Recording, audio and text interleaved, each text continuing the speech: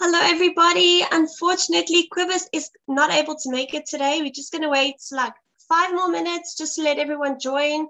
I'm busy sending out the rest of the invitations. So we're just going to give it 5 more minutes and then I'll introduce Volker and he's going to give us the best talk ever.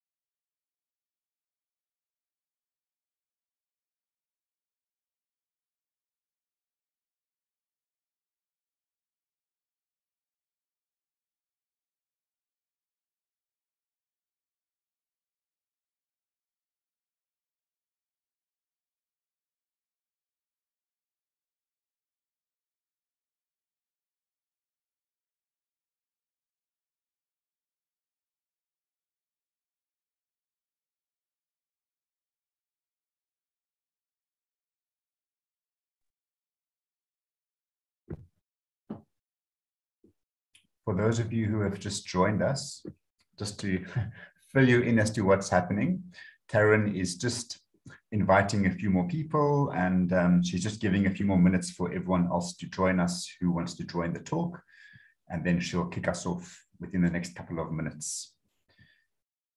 So just hang in there, relax, get comfortable, and we'll start soon.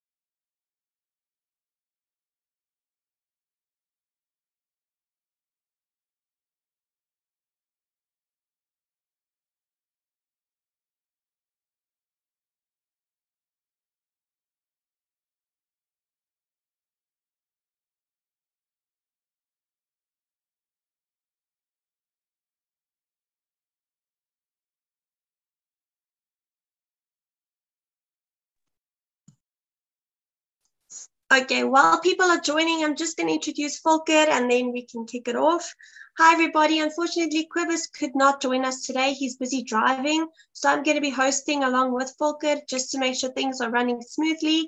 And if you have any questions, comments, anything that you want to do, just post it in the comments block and we'll ask Volker when he's done with his talk.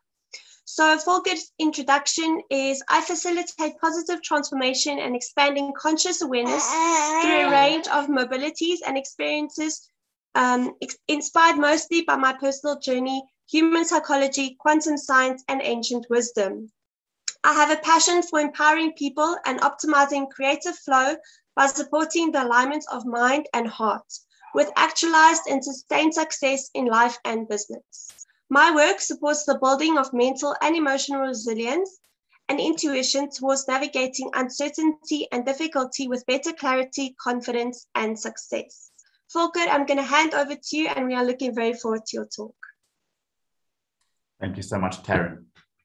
Yeah, the work that I love to do is really around helping people to get back on track in terms of understanding who we are, outside of our conditioning, outside of our limited thought patterns and all the constructs that we formed along the way. And that is largely what today's talk is about. The talk I'm going to give, I offer in the form of an actual modality, an actual journey. And it's one of my favorites because I think it's actually a journey that we're all on. So thank you for this opportunity, Quibus and Taryn, and thank you, Taryn, for all your hard work behind the scenes. And thank you, everyone, for joining us. I'd like to start off just by sharing with you that extensive research has been done. It was actually Dr. George Land, who's a systems scientist, who did this research and went on to build a very large research center. And this research is fascinating. What it revealed is that before the age of 5, 98% of children are operating or functioning at creative genius level. Before the age of 5, 98% of children are functioning at creative genius level. By the time we get to the age of 10, that percentage has dropped from 98 to 30%. By the time we get to age 15, it has dropped down to 12%. And by the time we have reached adult stage, only 2% of us, 2% of adults are still functioning and living and expressing creative genius. And that speaks very much into the conditioning that happens, as we get raised. And this also speaks into the hero's journey. So the talk today is about the hero's journey. It's about how we lose ourselves and the path to reclaiming ourselves. So the mythological hero's journey was inspired by Joseph Campbell and many of the well-known movies, everything from Star Wars to The Lion King and many, many others have been inspired by the hero's journey. So just to take you briefly through the mythological journey, and then I'm going to spend the bulk of this talk talking about how it relates to us in our own lives. But the mythological story is about us being born into our genius. So in mythology, it would be the king. The king is born. And of course, we want to talk about the queen being born as well. It's certainly not gender specific. It's just us being born in our genius, the mythological king, the mythological queen. But being born, not even knowing who we are, and we start to go through this phase of individuation, embodied in a human form, and we start to learn from our surroundings. And in the mythological story, what happens is this young baby or this young king or queen, their life gets threatened. And for fear of safety, they get put into hiding to protect them. And while in hiding, this young child grows up to be a peasant boy. And they believe that they're a peasant boy. They have no remembering, they have no way of knowing that they're actually a king They grow up believing that they're a peasant boy or a peasant girl.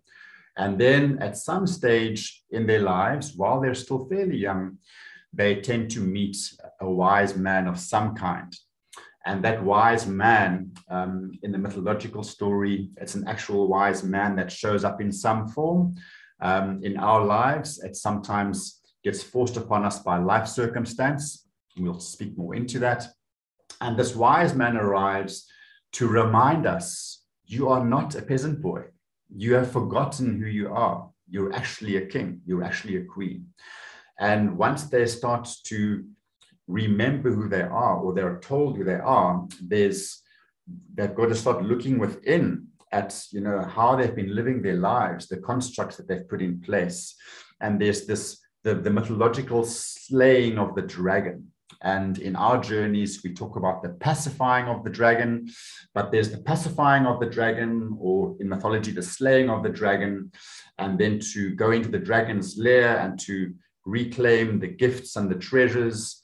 And then we come all the way back to reclaiming our rightful place on the throne to live our full expression in the world and to take care of our kingdom. So that's the mythological hero's journey. All of us, whether we know it or not, are on this hero's journey. But many of us, a lot of us, are only experiencing the first half of that journey. We don't go beyond, or some of us don't even really get to embrace the wisdom from the wise man and to work with that to reclaiming ourselves. And I'm going to spend the next 40 minutes or so talking into that to help you to understand exactly what does it mean to lose ourselves. I'm born in my genius. 98% of children are sitting with genius capacity.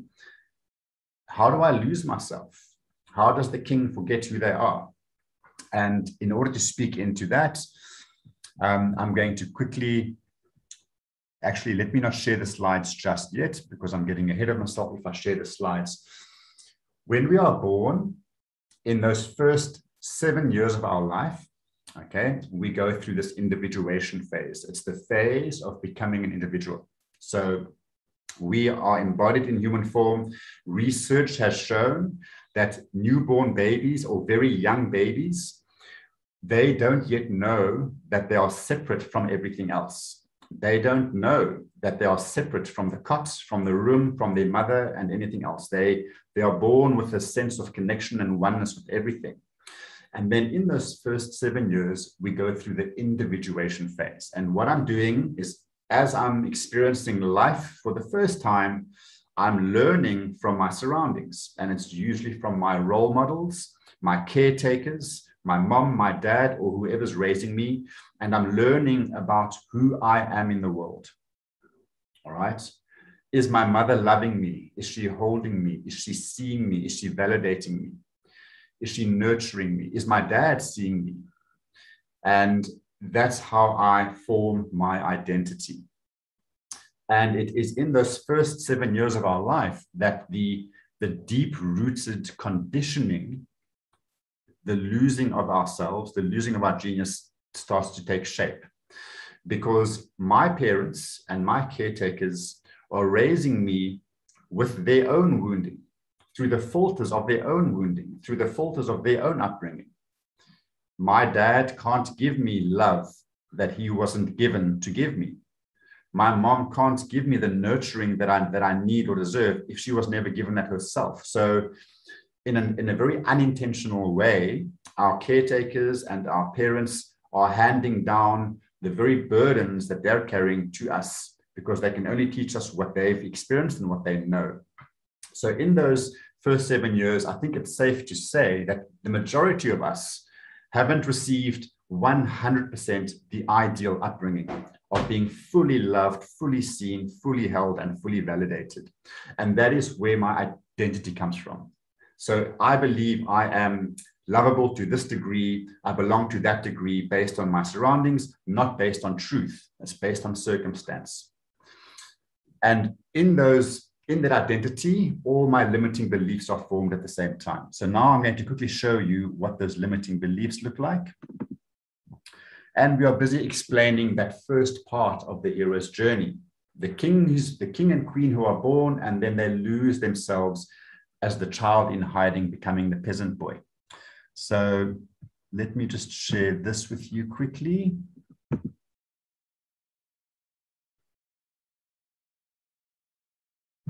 All right. Our core limiting beliefs. The reason I have got these limiting beliefs shaped using the Enneagram typology is because the Enneagram is an incredibly powerful typology dating back thousands of years of really helping us to understand personality, our personality traits. And we use the Enneagram in the hero's journey that we take people through to help them to understand what is their personality and what does the identity look like that is linked to their personality, and where do those typical limiting beliefs come from. So if we look at those limiting beliefs, I'm not allowed to be capable. I need to be perfect. I am not worthy. I'm not good enough. I don't belong. I am inadequate, etc., etc. None of those speaks to the truth of who you are. All of those limiting beliefs speak to the experiences you had in those first 7-8 years of your life. Okay. So what happens then is, this is my identity, but now I need to survive in the world. I need to make sure that I survive, that I'm not rejected, and that I get by. So in order to compensate for my identity with my limiting beliefs, I need to find a way to cope. And it is then that I develop a personality. So my personality that I form at a very young age is to cope with my perceived limitations, limiting beliefs, and unmet needs. Okay, that is actually where our personality comes from. We are not our personality. Our personality is also a reflection of the child in hiding, becoming the peasant boy, forgetting that they're actually a king or a queen. I'm going to quickly demonstrate how this plays out using an example. All right, so if we look at the number 2 on this Enneagram. So the Enneagram basically works with 9 personality types. I'm not going to go into the detail of the Enneagram. I'm just using it as a framework to illustrate my point, okay? But it works on 9 personality types. And if we look at number 2 there as an example, number 2 is the helper or the caregiver. They have a very strong desire to be there for others, to care for others, to support others, to nurture others. Very much a motherly type of instinct, and that is their personality. But where does that personality come from? If we go back to the core limiting belief that was formed in those first 7 years, I'm not worthy. So typically, someone who has the personality type of the caregiver or the helper, they were raised not being validated, not being told that they're loved, not experiencing the love. And so they have this belief system, I am loved for what I do, not for who I am. So because I'm not loved for who I am, and I'm not receiving the love I need from my parents, this is now my identity. I'm going to find a way to get by in the world by being a helper or a caregiver, because every time I help and care for others, I receive validation, I receive acknowledgement. And so my personality becomes a compensating mechanism or a compensating tendency to deal with my limiting belief of not being worthy. Okay, I can use number 3 as a similar example. Number 3 on the Enneagram is the achiever or the performer. So Lance Armstrong, the cyclist, is a great example of a 3, very much about winning the trophy, coming first, and I'll do whatever I need to do to be the best. Okay, so that is their personality type. Where does the personality come from? It comes from the identity which holds the limiting belief, I'm not good enough. So again, this young child is learning from parents. Is my dad seeing me? Am I being validated? And somewhere this identity is formed that every time I achieve something, I get praised. When I come home with the trophy, my dad acknowledges me. When I get A in maths, my mom acknowledges me. Other than that, I don't get acknowledged, and therefore I'm not good enough for who I am. I'm only good enough when I achieve something. So they develop the personality of the achiever to compensate for the identity holding the belief I'm not good enough. And all of these personality types follow the same traits. I develop my personality in order to survive, to be acknowledged, to be accepted, to belong, compensating for my unmet needs. So this is pretty much the individuation phase. And it's a very important part of my talk. I'm just going to stop the share for a moment. Because so many of us can spend an entire lifetime stuck in that paradigm, stuck in that first part of the story. Every single one of us came here with very unique gifts to share with the world. And I do not say that lightly. All right. There has never been another you. There will never be another you. You are as unique as it comes. And yet so many of us are running around the world trying to be like someone else, just to be accepted, to fit in. We have abandoned our uniqueness because we have forgotten who we are. We are caught up in our wounding from our upbringing. And so many of us are making choices around which career to pursue, the career we want to pursue, the types of relationships we attract, the habits we form. So many of those are not aligned with or honoring our deepest truth, which will bring us our deepest fulfillment.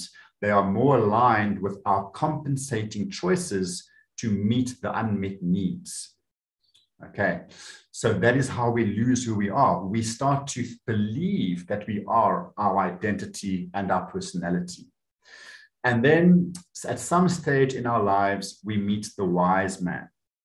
So in mythology, the wise man obviously is there as a direct messenger. And what this wise man is teaching us, in the modern day, our wise man can come along in the form of some course that you do, some enlightening experience you have. And sometimes it comes because your life falls apart. You know, if we are trapped in the illusionary belief that I am my personality and my identity, and I'm just going to keep doing things at a level that deals with me not being good enough in the world or not belonging, at some point you're going to come unstuck, okay? Because you're not harnessing your true potential, your true power. And sometimes life throws curveballs at us, and it could be some of the big stuff, you know, getting divorced, losing your business. And when things tend to unravel and fall apart, we obviously see that as major upheaval, which leads to suffering potentially. But those are actually the opportunities to reclaim myself. And in that experience, there's often an opportunity to start asking the right questions. You know, what is my life all about? Where's everything going? Who am I? Who am I is one of the most important questions we could ever ask. So there are various ways to meet your wise man. But I'm simply offering to you that what the wise man is reminding us is that you are not the actor in your story. You are the creator of your story. The moment we get trapped in the illusion that I am just me with my name, with my title, with my belief system, and all this wounding and stuff that's sitting in my subconscious, which is driving most of my behavior, if I don't do anything about that and I just keep surviving life from that space, I am living life as the actor in my story, which is very much in a victim space. Because the moment I believe I'm nothing more than the actor in my story and an extra in someone else's story, an extra in someone else's movie, that's me completely stuck in my victim mentality, because then I believe life is happening to me, and that's just how it is. I have no control. When I start to understand that I am not my identity, I am not my personality, I am not my thoughts, I am not my hand or my mind. I am way more than that. I am actually 100% genius. And when I was 4 or 5 years old, I was expressing my genius. As I mentioned earlier, 98% of us are expressing our genius up until the age of 5. That is what I have access to, and that is what I have forgotten. Not only have I forgotten my genius, but potentially I have forgotten what I love to do and what I came here to do, and the gifts that I have to share with the world, which will bring me immense joy and success. I forgot that I came here to live life because I'm so caught up in my survival of life. Okay. So the wise man reminds us, you are the creator of your story. You are not the actor in your story. And we then start to go on the journey of reclaiming ourselves. And part of that journey is pacifying the dragon. Okay. And when we bring that away from mythology into our modern day life, what does that look like? Well, for starters, as I said earlier, we pacify the dragon. We don't slay the dragon. In mythology, when the dragon's head gets chopped off with a sharp sword, it grows a second head. And when those heads get chopped off, the dragon grows 4 heads, because you can never slay the dragon. The more you try to slay the dragon, the more powerful it becomes. And how that applies to our lives, it's because we, through judgment and rejection, and what we deny, what we resist, starts to persist. So when I understand that these unclaimed or disowned parts of me, this dragon inside me, which has been formed through my judgments, the shame that I'm holding onto, the guilt that I'm holding onto, these limiting beliefs, the things I've done, the mistakes I've made, the mistakes others have made, all of that creates this perceived monster in us that can chase us, which is linked largely to our limiting beliefs. When we decide to stop running from that inner dragon and we turn to face it, not swinging our sword to try and chop the dragon's head off, but we lower the sword and we face this inner dragon with a compassionate curiosity to understand what it is, to understand what's really going on. We start to realize that what we perceived to be an inner dragon, our shadow, is usually nothing more than a very scared and wounded little boy or little girl that just hasn't been seen, held, validated, or acknowledged. And in order for us to pacify the dragon, and the work that we actually do in the hero's journey is we help people to understand that everybody is always doing the best that they can in any given moment with their current level of knowledge, awareness, understanding, and wounding. Okay, which can be a bit of a bitter pill to swallow, because people who have really hurt you, people that may have abused you, completely neglected you, betrayed you, abandoned you, we tend to hold on to resentments towards those people, okay? But I'm here to remind you that even those people acting out and hurting others, they are responding from their own wounding. And in that moment, they simply didn't know a better way. We are not condoning anyone's behavior. What many people do is wrong. When they're hurting others, it's wrong, absolutely. But when we can understand that that person had their own difficult upbringing, and maybe they themselves were abused, abandoned, neglected, betrayed, just like me, that person is doing the best they can with where they are, with their current wounding that they're carrying. And when I can see that everybody has wounds, nobody has faults, I can soften my judgments and start to develop a slightly deeper understanding. So we do this work of pacifying the dragon, reclaiming myself, softening the judgments, understanding that every part of me is trying to support me and serve me in some way. And then we start to access those deeper layers. You know, where's this trigger coming from? Where's this emotional intensity coming from? And when we do this reclaiming of these wounded aspects, we undo that conditioning and we untangle the cords, the energetic cords that our resentments and our lack of forgiveness can create with others. You know, when I choose not to forgive another person, that is creating energy. Resentments and lack of forgiveness has an energetic frequency attached to it. So when I remain angry and bitter towards someone that hurt me, I'm not doing myself any favors because I'm holding on to that toxic energy. It's in my body. It's affecting me.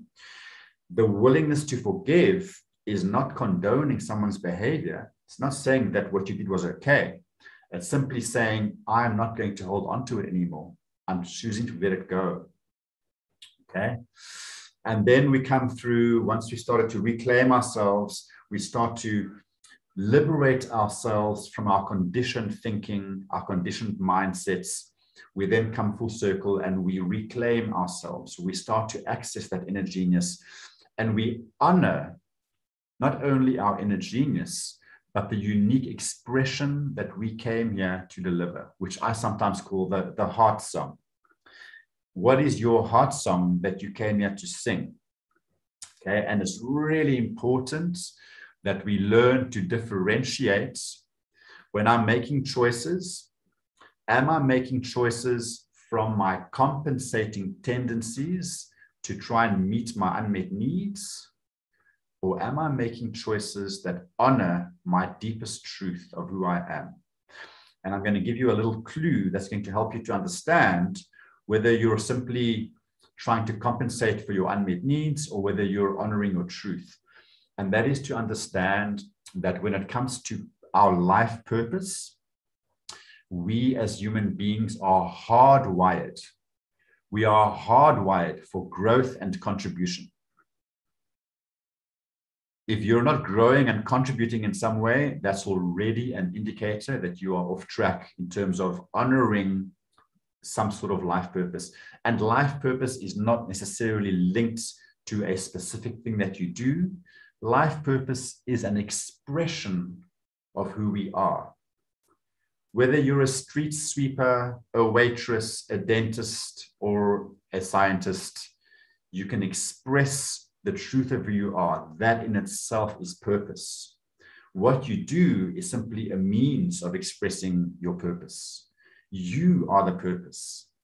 But it's about understanding, who am I outside of my conditioned behaviors, my compensating tendencies, the personality that I cling to as a means of surviving and getting by, the identity that's carrying all this wounding and limiting beliefs. Who am I outside of that? And that's where the work lies. And it is a courageous journey. It's called the hero's journey for a reason, okay? Because honoring and reclaiming our truth requires courage. I had to really let go of a lot of my compensating choices and tendencies to even be able to show up and do these talks. I used to be terrified of addressing audiences and speaking in public because I have a very long-standing belief around not being good enough, not belonging. And I had to sit and go, once I met my wise man through doing various process, everything from family constellations to vision quests to breath work to ayahuasca. There's a whole bunch of things that I immersed myself in, and I've had many opportunities to meet my inner wise man. And I really had to understand, there's a little boy inside me that feels like he's not good enough, that feels like he doesn't belong. Is that true? And we start to understand, well, actually, that little boy was hurt, was neglected, he was abandoned, he was abused in some way or another. And so, no, it's not true. It was circumstantial, and that little boy just needs to be held and comforted. Me as the adult Am I good enough? Absolutely.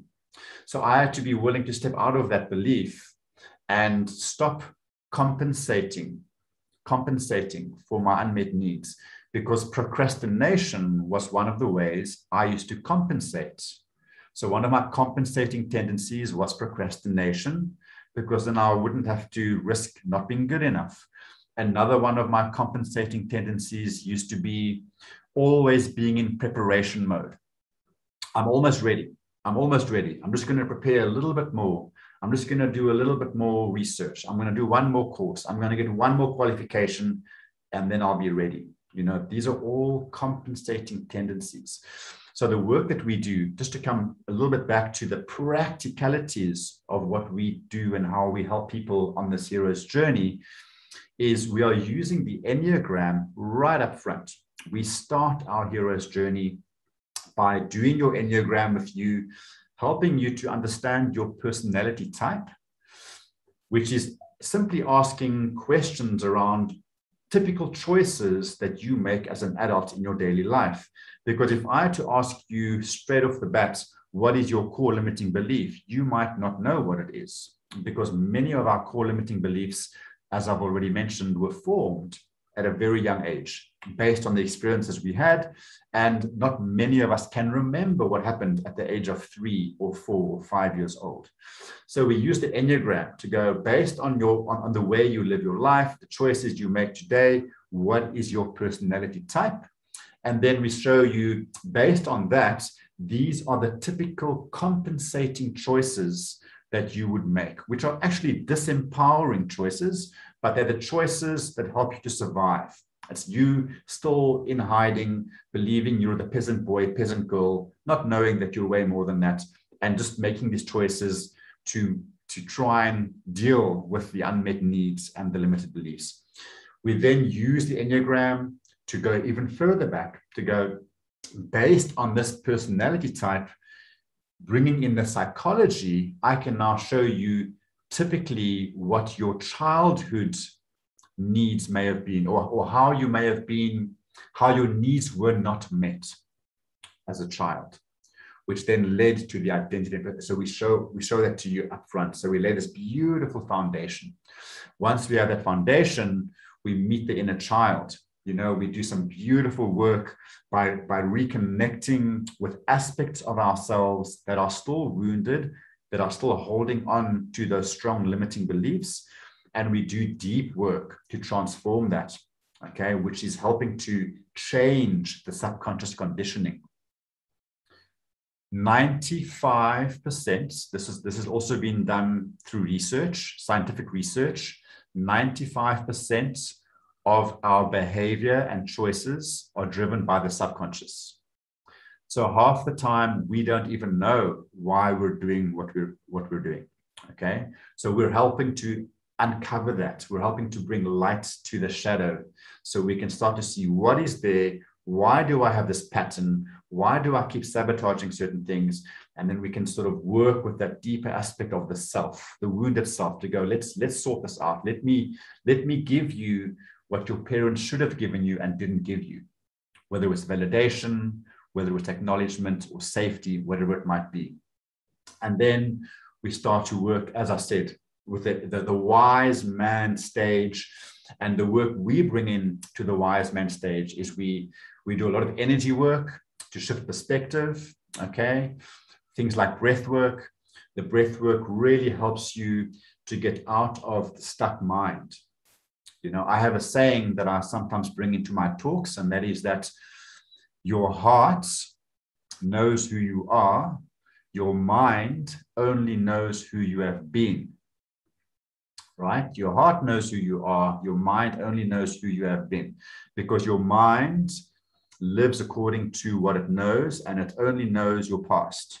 The mind cannot work with something new. It can only work with what is received. So whenever you are trying to make decisions or navigate life, you are always, if you're going to ask your mind for the solution, it's going to look at the subconscious programming and go, what do we know about this?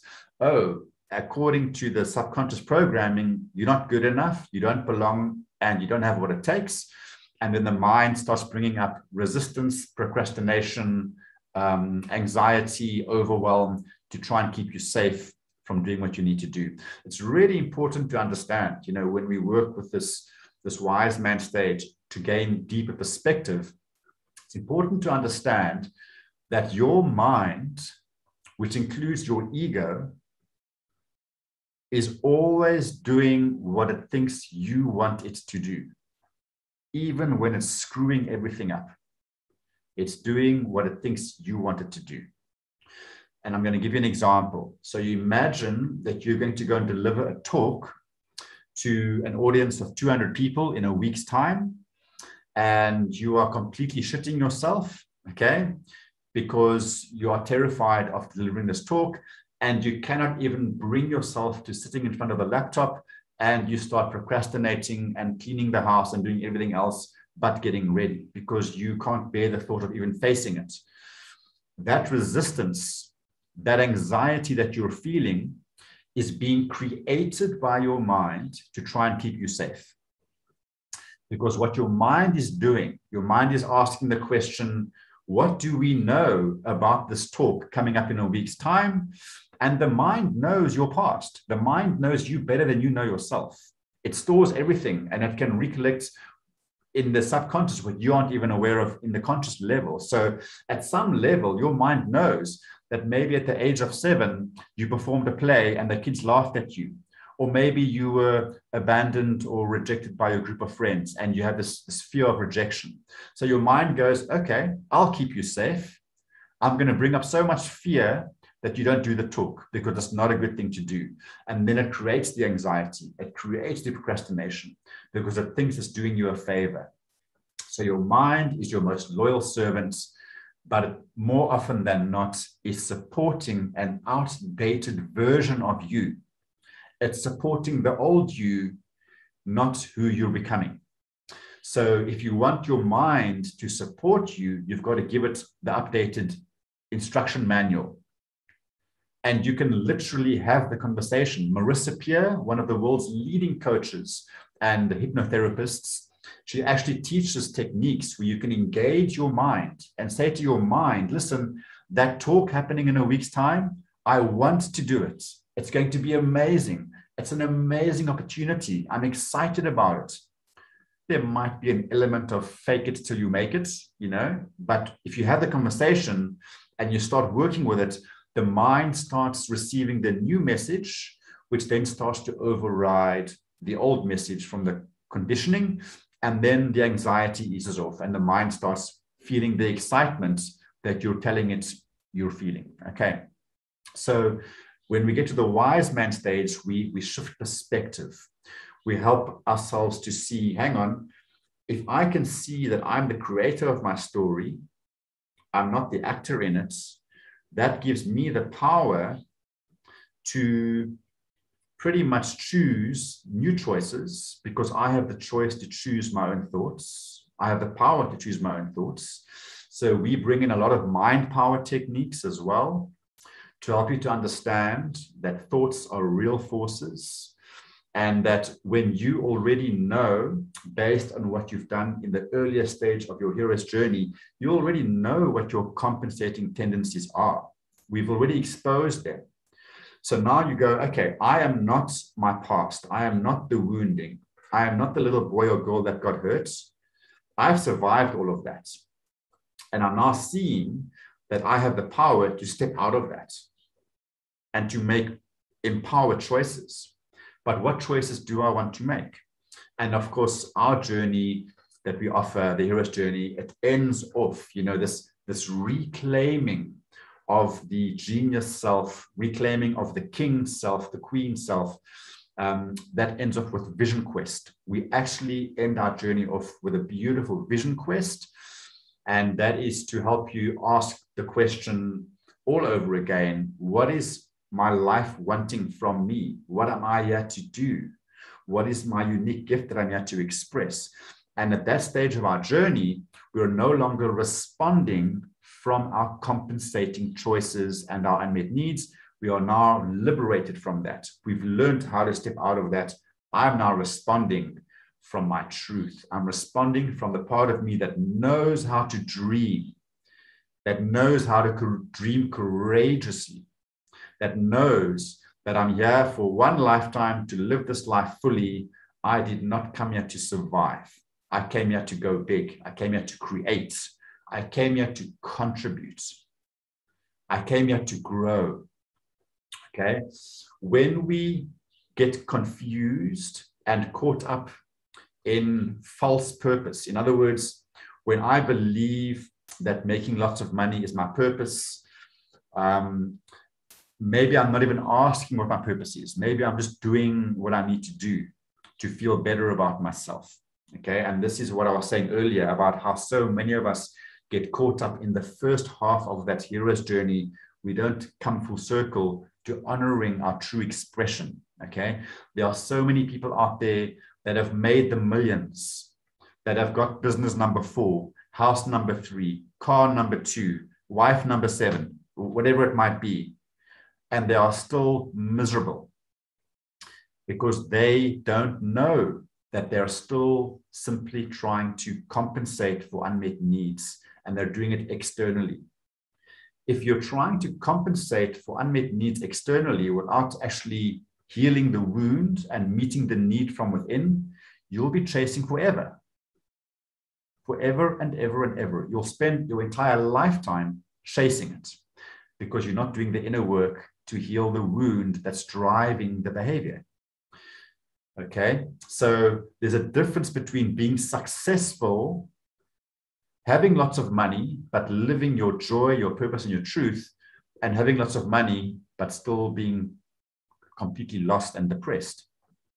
The one person's following their truth, the other one is still believing that they're nothing more than the peasant boy or peasant girl full of wounds, and they're compensating. Okay, so the vision quest helps us to access an altered state of mind where we can access a space within us, a deeper truth within us that reveals to us what we're here to do. And what we are here to do is have incredible amounts of joy. Okay, we are designed to have a happy life. It doesn't mean that we don't have difficulty in life. That's part of life. Grief, loss, hard work, all these things make up the juice of life. But for the most part, our purpose is filled with passion and energy. You know, if you're not enjoying what you're doing, then you're either not on purpose, or you're not bringing life to what you're doing. You're not bringing purpose to what you're doing.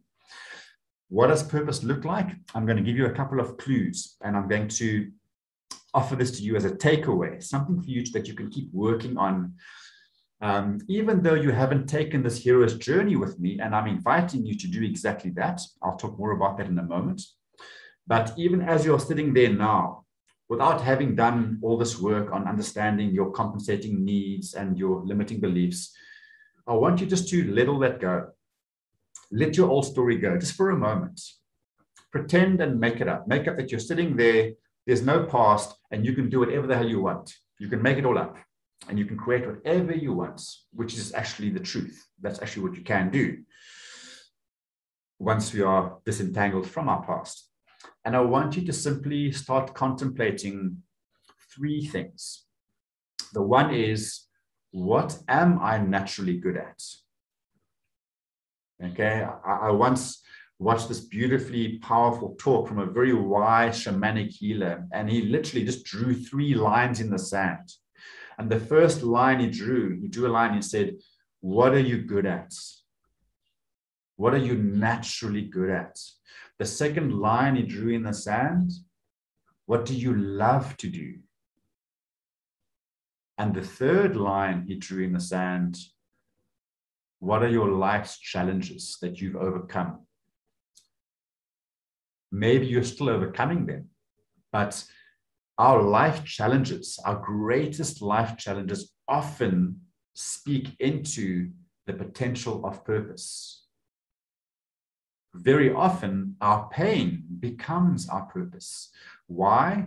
Because when you're moving through your own stuff, when you're moving through your own life challenges, you're gaining wisdom, you're gaining resources, you're gaining resilience, you're potentially gaining passion, or getting the passion for like, wow, like that was hard and I want to help other people with what I've just been through.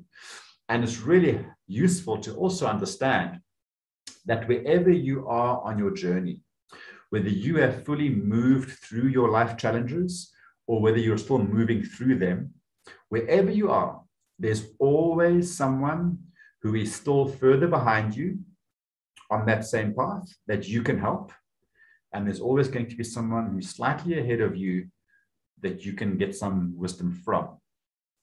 This idea that I'll do it when I'm ready, once I've mastered it, then I'll be good enough to help others, that is an illusion. As you are sitting there right now, there's already someone behind you on a similar path that you can help, where you've already gained insight, wisdom, you've already mastered certain things on your path that they haven't yet been able to master. So wherever you are, don't think I've got to first get to some destination and then I'll be good enough. There is no destination. The idea that there's some destination is also part of the illusion. There's only one constant journey. Even the hero's journey is not a circle. We don't start as the king, queen that's born and then come full circle to the king, queen, reborn, and it's done and dusted. It's not even a circle. It's actually a spiral. And we'll keep taking that same journey over and over, but we're spiraling. We're spiraling because we'll come back to the place we were once at as if we were there for the first time, because we'll come back to that place with so much more wisdom. And we'll just keep doing it better. And we'll keep growing and we'll keep offering more, keep learning more, and building more and more success. Okay. So what my life challenges are allows me to really serve others from a place of wisdom and experience, not just from reading something in a textbook.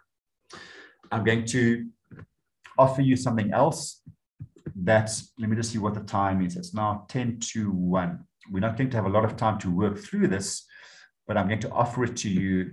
It's a beautiful exercise. If any of you are sitting there asking the question, what is my life purpose? I don't really know what to do. Or maybe you already have your business established, but your business doesn't have any kind of clear vision or mission. And it could do with some clarification. It could do with a bit more energy. It's a beautiful exercise you can take yourself through. So I'm going to simply share it with you on the screen, and then you can take a bit more time outside of this. Okay, I'm sharing that. Right, you can see that, right? So it might be a little bit smaller on your screen, but I'm going to simply go through it. On the left, there's a circle that says, that which you are good at. So I want you to get into, you won't be able to do this right now, but in your own space and time, get into a very relaxed state. You want to be relaxed. You want to be out of your busy mind, the mind that's trying to solve everything and that keeps you in a bit of a loop. You want to just relax. So you want to breathe. A beautiful breathing technique to get you into a relaxed state is called box breathing. And I'm going to do that with you right now. I'm going to give us 5 minutes to work through this. We'll do a short version, and then you can take yourself through a longer version. So I'm going to invite you just to get comfortable. And I'm going to demonstrate box breathing for you, which naturally and instantly calms the nervous system, and it gets us into a more open and expansive state from which to answer some of these big questions. So just get very relaxed. And I want you to simply focus on your breathing. And through the nose, we are going to breathe like a box. A box has 4 sides. So we're going to breathe in to a count of 5. We are going to hold to a count of 5. Breathe out to a count of 5. Hold to a count of 5. So there's 4 counts of 5. In for 5, hold for 5, out for 5, hold for 5. And we keep breathing like that. And that has a beautifully calming effect on the body. It opens us up, and then we'll answer these questions. So empty your lungs and breathe in, 2, 3, 4, 5. Hold, 2, 3, 4, 5. out, 2, 3, 4, 5, relax, 2, 3, 4, 5, hold, 2, 3, 4, 5, out, 2, 3, 4, 5, hold, 2, 3, 4, 5, and just keep that cycle going for another 30 seconds. Breathing in for 5, holding for 5, out for 5, holding for 5. And this technique just gently alters our state of consciousness in a subtle way.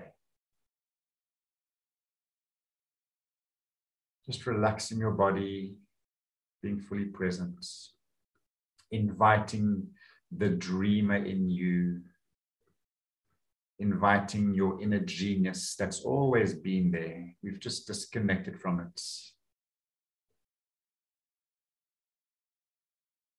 Just disassociating momentarily from everything from your past. And I'm going to invite you now just to contemplate these questions. And as I said, later on, I'm going to invite you to really go through it. So like write almost like a full page per question. As you start to write, your creative expression starts to flow more and more and more. Even if you don't quite know what you want to write initially, just start. You can even start by saying, I don't know what I'm good at.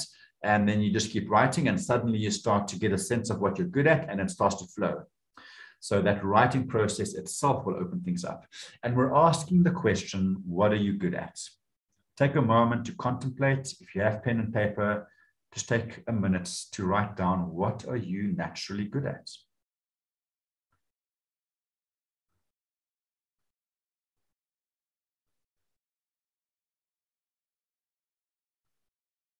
Just jot down a few points for now, because we are a little bit tight for time in this particular session. But as I said, later on, really give it a full expression.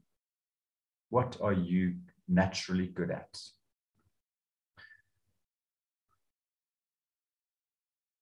And then we answer the question, what do you love to do?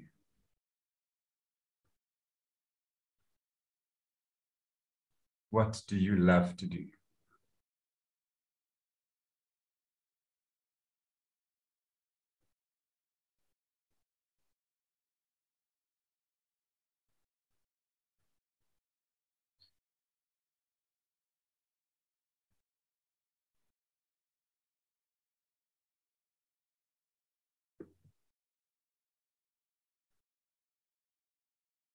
The next question we answer, I know I'm not giving you much time, but I'm going to ask you to revisit this. That which the world needs. What does the world need right now?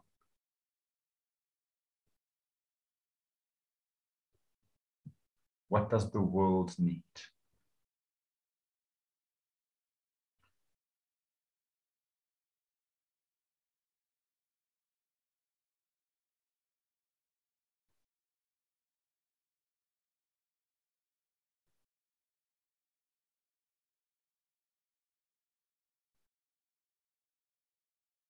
And the fourth question you can answer is, what can I get paid for?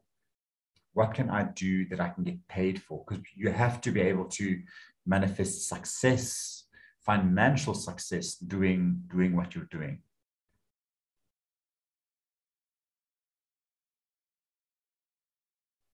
That which you can be paid for.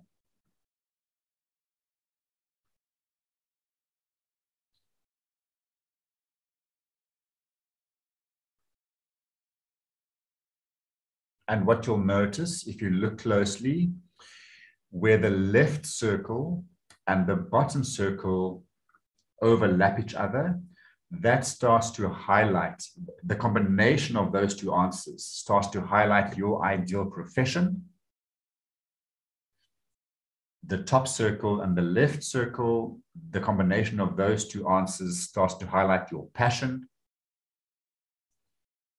The top circle and the right circle overlapping starts to highlight your mission. And the right circle and the bottom circle overlapping starts to highlight your ideal vocation. So it appears to be quite a simple exercise, but when you start answering the questions and considering profession, passion, mission, vocation, how it all comes together, it's actually a very powerful exercise. So I really want to encourage you, even if you already have a solid business that you're on track with, bring this into that and see if it enriches your vision for your current business. This whole idea that people carry that I can't make money doing what I love to do, that is nothing more than a limiting belief. And I'm going to share a quick example with you of how this played out. So there was a student that was doing one of T. Harv Ekker's courses. T. Harv Eker is one of the world's leading abundance coaches. And the student was doing T. Harv Ekker's course, and the student scoffed at T. Harv Eker and said, "Oh, how am I going to make money doing what I love to do? I love to lie on the beach and suntan. I love to be on the beach." And he made a big joke of it. And when T. Harv Eker finished taking them through the course, this guy genuinely started earning a fortune. He made a very, very successful business out of traveling to beaches around the world. He develops an app to rate and offer information on beaches for tourists and people who wanted to understand where to go. And he made a fortune. So he made a fortune lying on the beach, suntanning. So this idea, I can't do what I love to do and make money, is just an illusion. But obviously the growth and the contribution and all these things must come into it, okay? So I just wanted to share this with you as an exercise that you can take yourselves through. And what I'm inviting you on is we are currently offering the Hero's Journey in 2 formats.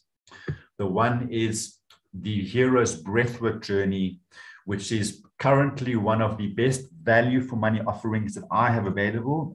It's currently being offered at a very, very, very reduced price. And the price is probably going to triple within the next couple of months. So if you want to take advantage of it, I'm going to recommend that you have a look at it. And if it resonates, I'm just popping the link into the chat.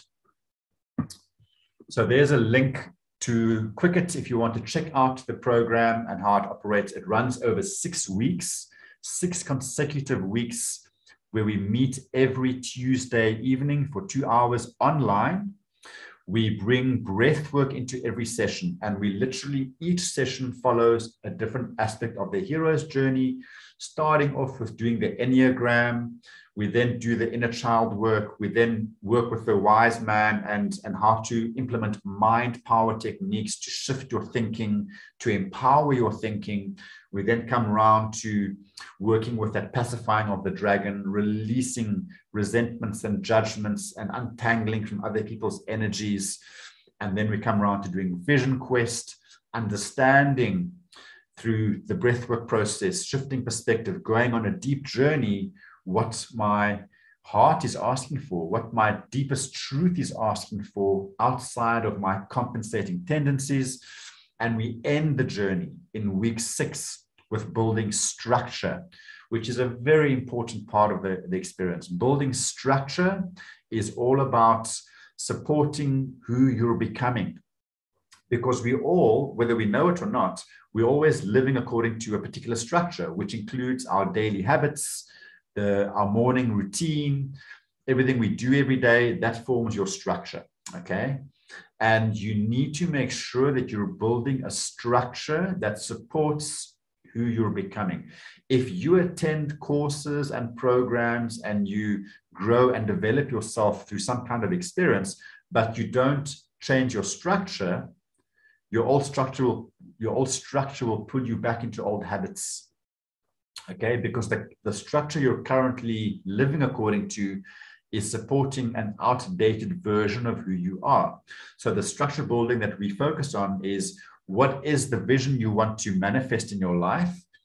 And we work through specifically, what is it? What is the evidence that will help you to understand that you've achieved it? What are the typical actions and choices you need to start making? How might your old choices sabotage your behavior? What can you do to deal with that? What is your morning routine?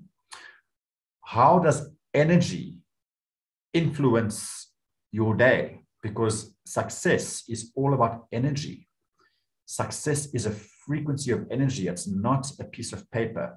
Money is the symbol of success, but success is actually a vibration. It's an energy. So are you doing things when you wake up every morning to raise your vibration so that you can flow through your day with better clarity, more creativity, making better choices? So all of this forms part of your structure, and that's how we close off this hero's journey. That's the online version that I'm inviting you to check out. And then, of course, we do another version, which is a full 4-day immersion in the wilderness, where we follow a similar structure, also working the Enneagram, but we're working it at a much deeper level, not necessarily more impactful. The online version is very powerful and will shift a lot of things. But when we're in the group, in the wilderness, we do family constellation processes, and we work with the elements, we work with fire, and it just enriches the physical experience. Okay, and that's a 4-day version. And the vision quest there is also a full day out in nature from sunrise to sunset, just receiving your vision for what your life is asking for right now. And it might be the vision for your life. In other words, your grand vision. It might simply be the vision for the next chapter in your life. Your vision will meet you according to what your needs are around what needs clarification. Okay, so we'll meet you wherever you're at on that journey. So that is my share. I want to just wrap this up by just highlighting that you are not your identity, you are not your personality, you are not your past, and you are not or shackled by your past experiences.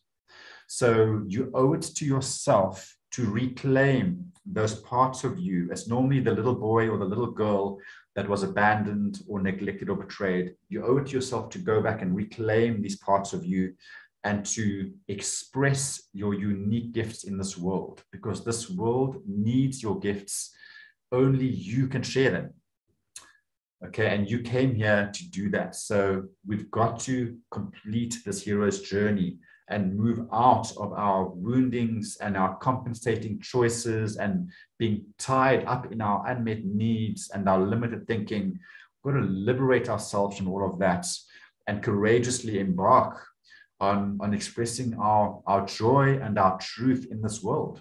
And when we do that, we feel alive, energized, and we will be abundant. Because when you own your truth and you express your truth, abundance will flow. Joseph Campbell has the saying, and he says, when you follow your bliss, the universe will open doors where there were only walls. That's what happens when you align with truth. Life becomes miraculous. Everything just starts lining up. It's when things are stuck and sticky and exhausting and repetitive and overwhelming. Those are strong indicators that we're off track. Okay. So I'm inviting you on the journey to reclaim yourself and to reclaim the life that wants to be lived. Are there any questions? Thank you for joining us. Thank you for spending this time with me. I hope it was valuable and meaningful for you. Please go through that exercise that I shared with you to help clarify what you're currently working with in your life, to bring deeper meaning to it. And I welcome any questions if anyone has any.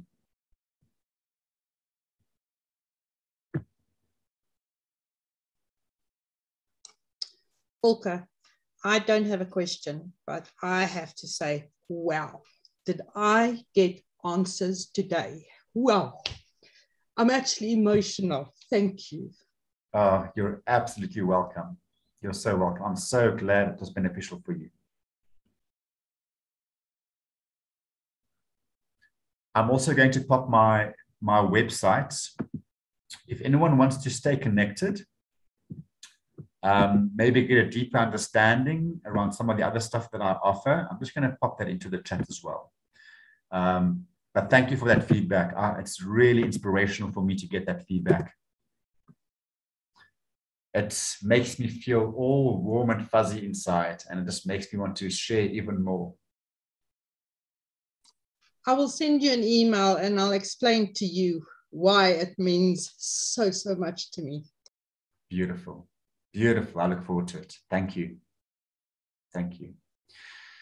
And this, you know, I'm just here sharing what I can share. I have so much to learn, so much still to learn.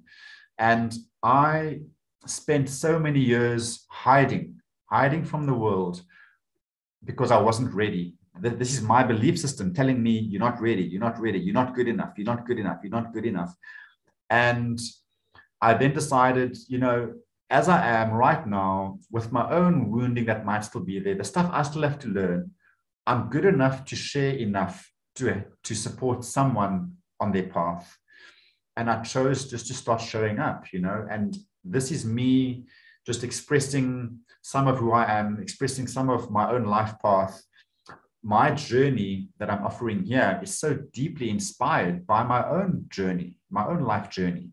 The wounding I experienced, the neglect and the betrayal and not knowing who I was, and looking back at the last 40 years and going, wow, I've been in survival mode this entire time.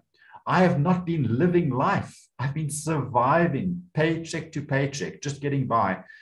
And let me tell you, no matter where you are in your life right now, that is not what you signed up for.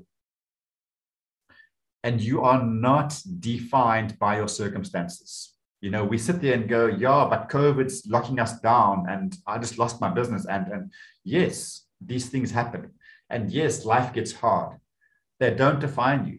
And you have the potential within you, 100% genius potential within you to overcome everything that you're currently dealing with in your life when you know how to liberate yourself from your stuck mind.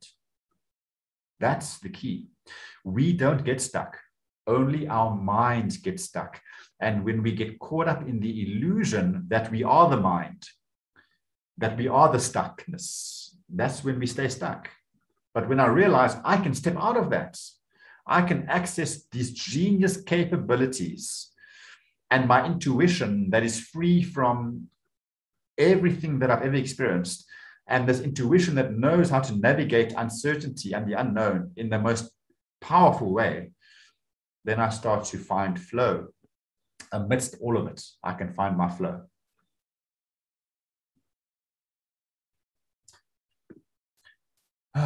Thank you. Are there any other comments or questions before I hand back to Taryn?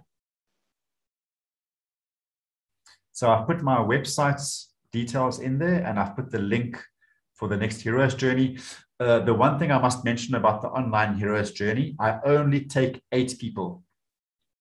It's not open to the public. It's a very private, 8 people at a time. I'm busy completing one now with a group of 8. Then I'm having 1 week's break, and then I'll start the next 8. So there are only 8 spaces available. The price for what you are getting, and I'm not trying to sell anybody, please, I don't sell. You either want it or you don't. It either resonates or it doesn't.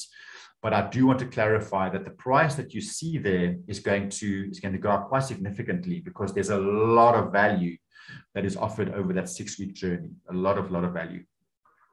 Okay. And I'd love to see some of you on one of these journeys if this resonates for you. Okay. Thank you. Thank you. Thank you very much, Volker. That was absolutely amazing. I will be sending out the recording to everybody. So just check out your emails. I will be adding Volker's email as well as the link to the course for you guys. And just go through it, have a look. If it resonates, sign up, join Volker. It's really, really amazing. Wonderful. Thank you, Taryn. Thanks so much for all your hard work as well. Have a great spring day, and it's a pleasure. Thank you as well. And thank you all for attending. Really great to have Thank you, you here. everyone. Okay. Cheers, guys. Bye-bye. Bye.